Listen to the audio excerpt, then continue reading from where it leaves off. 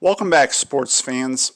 To correct what I said in the last segment, I didn't have it in my notes because I forgot I mentioned it in a previous episode. But actually, just to be clear and to correct myself, Jennifer Brady beat Angelique Kerber in order to get to the fourth round at the U.S. Open. It was Shelby Rogers that beat Petra Kvitova in 3 sets to make it to the fourth round.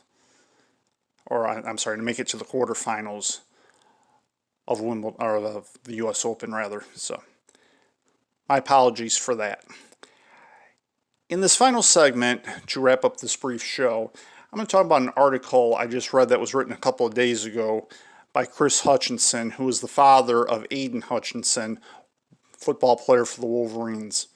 He believes it's safe to play football this fall, and there's no reason why the Big Ten ought not play it, which I think is interesting in spite of the fact that it was because of medical evidence that the Big Ten canceled football for this season.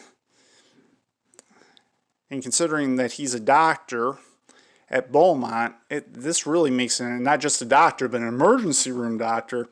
It makes all this quite interesting. It's like, is the Big Ten being conservative when it comes to college football players? Are they erring on the side of caution? I would say the answer to that is yes. Does that mean they ought to be so cautious that there ought not be football this year when there is in other conferences? That's not for me to say.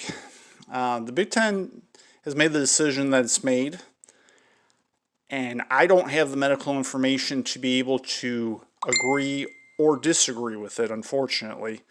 So I really don't know what to think about this. But to me, being a person that errs on the side of caution, I would rather there not be football played and lessen the risk to the college football players, or anybody for that matter, than to play it and perhaps increase the risk. And I understand the argument has been that by playing, you're not increasing the risk because the players are already together, and players are going to do what they're going to do just like college students are going to do what they're going to do. So it makes the whole thing quite a quandary, to say the least. But if you haven't had a chance to read that article, and this was in the Wolverine that I read it, I think it really provides some very thoughtful insight as to why there very possibly could be college football, not just in the Big Ten, but presumably throughout the country this year. And that will do it for another brief episode of Sports with Ed.